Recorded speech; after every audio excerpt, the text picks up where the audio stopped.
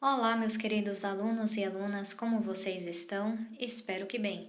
Essa é a nossa segunda aula sobre paisagem e hoje iremos falar sobre a transformação da paisagem. Na aula passada, nós vimos que a paisagem é tudo aquilo que nós podemos ver e ela tem elementos naturais, que são da natureza, e elementos culturais, que são aqueles construídos pelo homem, certo? E hoje nós vamos conhecer como essa paisagem ela pode ser transformada.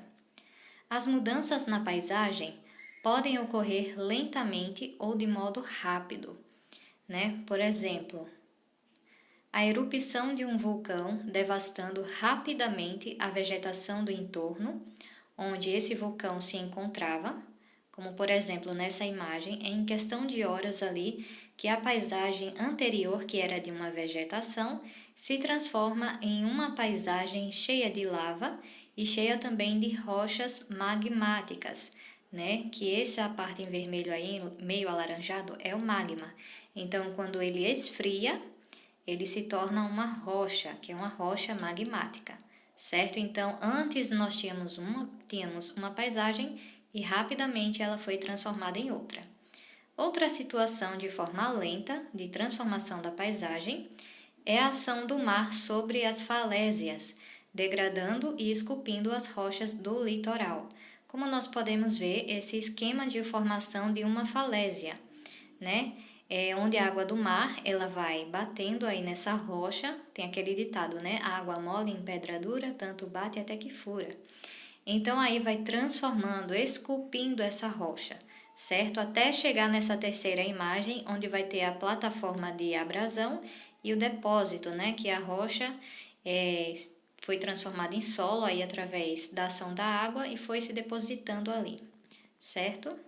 E nós podemos ver algumas falésias, por exemplo, que são esses paredões rochosos, quando a gente vai à praia e a gente vê, se chama falésias, tá certo? E aí algumas setas para vocês identificarem melhor, tá? Do que se trata uma falésia, né? Nessa segunda imagem nós temos também essa falésia, que são paredões rochosos, né? No litoral. As forças capazes de transformar a paisagem. Há dois tipos de forças, nem sempre visíveis, capazes de transformar a paisagem. Essas forças podem ser naturais ou sociais. As forças naturais, como a ação das águas, através da chuva, dos ventos, como furacões também, dos terremotos, das erupções vulcânicas, de tsunamis, vulcões, terremotos, etc., transformam o lugar e, consequentemente, a paisagem. Por exemplo, este local aí, localizado lá na Itália, certo? Houve um terremoto, foi uma força da natureza, um terremoto, né? Um movimento das placas tectônicas, que não é visível, né? Porque elas ficam numa profundidade muito grande, abaixo do subsolo, abaixo também nos oceanos, dependendo onde se localiza, isso veremos em outra aula.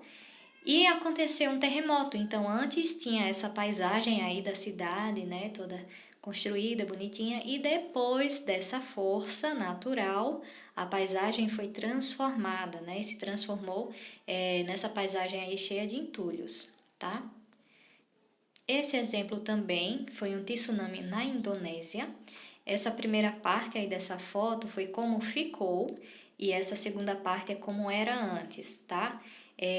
Perto ali de uma praia. Então houve um tsunami nesse local, uma onda gigante e destruiu esse local. Então transformou a paisagem, foi uma força da natureza. Antes nós tínhamos uma paisagem e depois dessa força natural foi transformada em outra. Por exemplo, também nós temos enchentes que acontecem, como por exemplo, aqui em São Luís teve a cheia de 2000. Antes nós tínhamos uma paisagem das casas construídas e tudo mais. Depois dessa enchente que teve, né, ficou uma paisagem com as ruas todas alagadas, algumas casas cobertas de água, né? E depois, com o tempo, foi que essa água secou e nós vimos outra paisagem, tá ok? Temos também a força social. As forças sociais decorrem das ações humanas e também transformam o lugar e modificam a paisagem.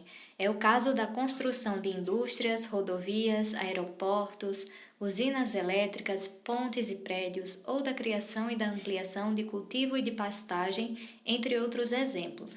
Aqui em São Luís do Quitunde, por exemplo, antes nós tínhamos uma paisagem nas nossas colinas de mata atlântica, e depois o homem veio, destruiu essa mata e plantou, a cana-de-açúcar, cultivou, e hoje nós temos grandes colinas com cana-de-açúcar, com canavial. Nessa imagem aí a gente pode ver, foi da usina de Belo Monte, da construção da Belo Monte, usina hidrelétrica. Antes da construção da usina, a gente pode ver aí na imagem, e depois como ela ficaria aí nesse esquema, que está assim atualmente, tá?